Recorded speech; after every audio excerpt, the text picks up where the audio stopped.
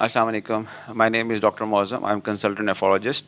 आज मैंने जो टॉपिक चूज़ किया है आपसे डिस्कस करने के लिए इज़ वेरी इंपॉर्टेंट, और उसका मेन एम ये है ताकि हम तमाम लोगों तक ये बात पहुंचा सके क्या ऐसी अलामात होती हैं जो कि हमें गाइड करती हैं कि हमने किसी भी गुर्दे के स्पेशलिस्ट को या नेफ्रोलॉजिस्ट को चेक करवाना है, ताकि उसकी बर वक्त तशख़ीस की जा सके और फिर बाकायदा इलाज किया जा सके। तो ये these are the few things जो कि मैं आज आपसे डिस्कस करूँगा। उसमें सबसे पहले ये है कि अगर आपको दर्द का मसला हो और आप ये समझते हैं कि कमर के निचले हिस्से में दर्द है और बाज़ औक़ात वो दर्द आगे की तरफ रेडिएट करता है आपके लोअर एब्डोमेन में, प्लस आपके यूरिन वाली जगह में भी वो पेन काज़ कर सकता है। अगर आपको ऐसी अलामात हो तो इसका मतलब ये होता है हमारे किडनी की इन्वॉल्वमेंट है, चांसेस हैं उसमें कोई इन्फेक्शन हो सकते हैं और बाज़ का स्टोन का एलिमेंट भी हो सकता है। साथ साथ आप खुद भी ये ऑब्ज़र्व कर सकते हैं कि जब आप यूरिन करने के लिए जाते हैं तो कहीं यूरिन का कलर रेड तो नहीं आ रहा, कहीं उसमें ब्लड वगैरह तो नहीं आ रहा, या आपने ये नोट किया हो कि फ्रीक्वेंट यूरिन आपको बारी बारी यूरिन करना जाना पड़ रहा है। आप करके आते हैं, वॉशरूम होके आते हैं और कुछ देर के बाद फिर दोबारा आपको वॉशरूम जाना पड़ता है। इट्स मीन के किडनी की इन्वॉल्वमेंट है, देयर इज़ चांसेस के इन्फेक्शन हुआ होगा और उसको प्रॉपरली देख के ट्रीट किया जा सके। इसी तरीके से आपने ये भी नोट करना है कि अगर आप यूरिन करने जा रहे हैं तो यूरिन करते हुए कोई फ्रॉथिंग तो नहीं हो जाती, यूरिन में झाग तो नहीं बन जाती है, जो कि पहले ऐसा नहीं हो रहा था लेकिन अब रिसेंटली ऐसा होना शुरू हुआ है। तो इट्स इंडिकेशन कि कोई किडनीज़ की इन्वॉल्वमेंट है, उसका बर वक्त इलाज किया जा सके। इसी तरीके से कुछ और अलामात हैं जो कि बहुत इंपॉर्टेंट है गुर्दों के लिहाज से, जैसे कि भूख का ना लगना। जो भी आप खाएंगे उसमें ऐसे लगे जैसे मेरा दिल नहीं करा खाना खाने को, और बाज़ औक़ात उसके वॉमिटिंग का इशू भी हो सकता है। तो ये भी एक ऐसी अलामात है जिसमें गुर्दों के मर्ज़ को ज़रूर मद्देनज़र रखा जा सकता है। इसी तरीके से स्वेलिंग का मसला, अक्सर आपने लोगों को देखा होगा, वो ये बात ज़रूर करते हैं कि जब हम सो के सुबह उठते हैं तो हमारे फेस पे स्वेलिंग होती है और बाज़ औक़ात आपके पैरों पे भी स्वेलिंग का मसला होता है। तो अगर आपके इस तरीके से मसला चल रहा हो जिसमें सूजन का मसला हो रहा हो, स्पेशली आपकी आँखों के इर्द-गिर्द का सूजन का होना और आपके पैरों पे सूजन का होना, तो ये भी इंडिकेशन हो सकती है कि हमारी किडनी की इन्वॉल्वमेंट है और उसको ज़रूर कंसीडर किया जा सके। इसी तरीके से बाज़ औक़ात ये कहा जाता है कि आपकी थकावट का महसूस होना, भूख का ज़्यादा ना लगना और आपको खून की मिक़दार का कमी का होना, ये चीज़ें भी ऐसी हैं जो कि लिंक्ड हैं हमारे किडनी के साथ, और इसकी वजह से किडनी का इशू खड़ा हो सकता है और उसका बर वक्त इलाज और तशख़ीस बहुत इंपॉर्टेंट है। इसी तरीके से बच्चों में बाज़ औक़ात ये ऑब्ज़र्व किया गया है कि बच्चे अपने जो दूसरे बहन भाई होते हैं उनकी वजह से अगर उनको कंपेयर किया जाए तो ग्रोथ रिटार्डेड होते हैं, उनकी ग्रोथ उस तरीके से नहीं हो रही होती जिस तरीके से नॉर्मल बच्चे की होती है।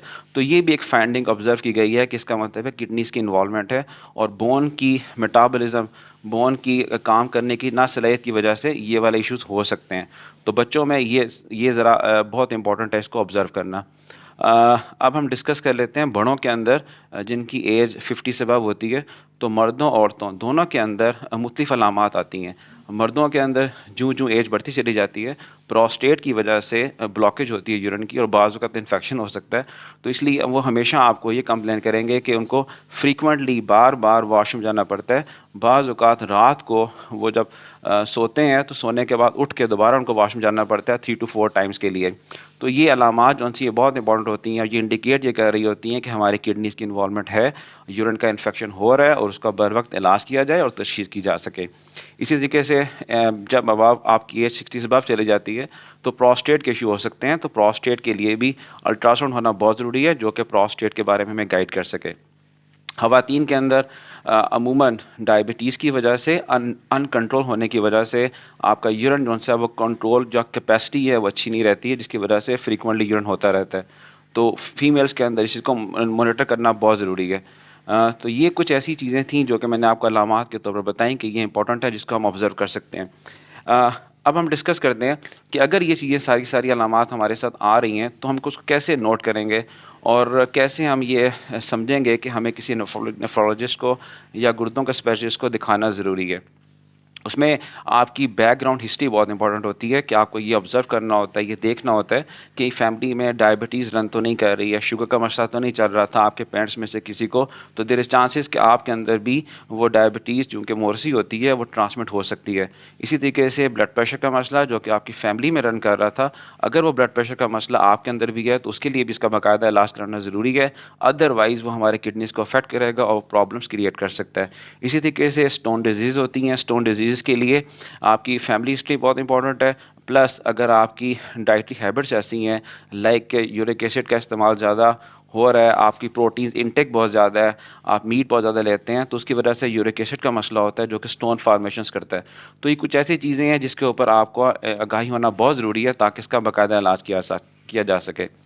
इसी तरीके से मैं आपसे डिस्कस करूंगा कि कुछ ऐसे इंपॉर्टेंट टेस्ट हैं जो कि इसमें हमें गाइड करते हैं कि किडनीज़ के मसले चल रहे हैं। उसमें सबसे इंपॉर्टेंट टेस्ट जौन सा है वो यूरिन आर ई का है, रूटीन एग्जामिनेशन का टेस्ट है। सिंपल सा ये टेस्ट है, आप इजीली करवा सकते हैं, मोस्ट ऑफ द लेबॉर्ट्रीज़ में फ्रीली अवेलेबल होता है। अगर आप ये करवा लेते हैं टेस्ट तो हमें ये गाइड कर सकता है कि यूरिन के अंदर कोई प्रोटीन्स की लीकेज तो नहीं हो रही जो कि अमूमन ब्लड प्रेशर की वजह से हो सकती है, अर्ली स्टेजेस जो किडनी की डिजीज़ है उनकी वजह से हो सकती है। इससे हमें ये पता चल सकता है कि ग्लूकोज वगैरह यूरिन के थ्रू आउट तो नहीं हो रहा। इसका मतलब ये होता है कि आपको डायबिटीज़ है और वो ग्लूकोज कौन सा यूरिन के साथ आउट हो रहा है। इसी तरीके से सिंपल यूरिन के एग्जामिनेशन के अंदर आपको यूरिक एसिड का पता चल सकता है कि स्टोन्स यूरिक एसिड के बन रहे हैं या नहीं बन रहे हैं, ताकि उसका भी बाकायदा इलाज किया जा सके। इसके अलावा जो इम्पोर्टेंट टेस्ट है वो आपका एक रीनल फंक्शन टेस्ट होते हैं। रीनल फंक्शन टेस्ट एक ऐसा टेस्ट है जो कि अमूमन हर जो अब एज 50 से अब चले जाते हैं उनको साल में कम से कम 2 दफ़ा वज़ू कराना चाहिए, ताकि उनके किडनी फंक्शन के ऊपर नज़र रखी जा सके। और अगर कोई ऐसी चीज़ आती है जिसके ऊपर उनको अलामात के बाद ट्रीटमेंट की ज़रूरत है तो इन टाइम वो ट्रीटमेंट की जा सके। तो रीनल फंक्शन टेस्ट इसमें हेल्प करेगा हमारी। और थर्ड नंबर पे जो टेस्ट इंपॉर्टेंट है वो अल्ट्रासाउंड। अल्ट्रासाउंड हमें ये गाइड करता है कि कुछ ऐसी चीज़ें जो कि हमें टेस्टों में पता नहीं चलती हैं, वो अल्ट्रासाउंड हमें गाइड कर देता है। लाइक स्टोन्स का, किडनी में स्टोन किस जगह पे हैं, उनकी लोकेशन क्या है, उनको कैसे रिमूव किया जाना है, उनके साइजेस कितने हैं, और फ्यूचर में भी उस अल्ट्रासाउंड के बेसिस पे आपके फर्दर अल्ट्रासाउंड करके उसको मॉनिटर किया जा सके कि क्या जो इलाज या ट्रीटमेंट आपके साथ चल रही है उसमें अफाका आपको हो रहा है या नहीं हो रहा। तो इसलिए अल्ट्रासाउंड वेरी इंपॉर्टेंट है। ये सब चीज़ों के साथ साथ अगर आप मज़ीद चाहते हैं टेस्टों के लिए तो उसमें सीटी स्कैन होता है जो कि फ़र्दर आपको गाइड कर देता है कि हमने स्टोन्स का इलाज कैसे करना है, उसकी ट्रीटमेंट प्लान हमारे पास क्या होगा, और ताकि उसका भी इलाज बाकायदा किया जा सके। तो आज मैंने आपसे कुछ चीज़ें डिस्कस की हैं जिसमें अलामात जौन सी हैं गुर्दों के मतलब वो इंपॉर्टेंट है, और मैंने आपसे डिस्कस किए कुछ ऐसे टेस्ट जो कि बहुत ज़्यादा रेलेवेंट है, और अगर हम वो करवा लेते हैं तो उससे फ्यूचर में हमारे लिए किडनीज़ के मसले इस हद तक नहीं होते हैं और उसका बर वक्त इलाज भी किया जा सकता है और उसकी तशख़ीस भी मुमकिन है। Thank you.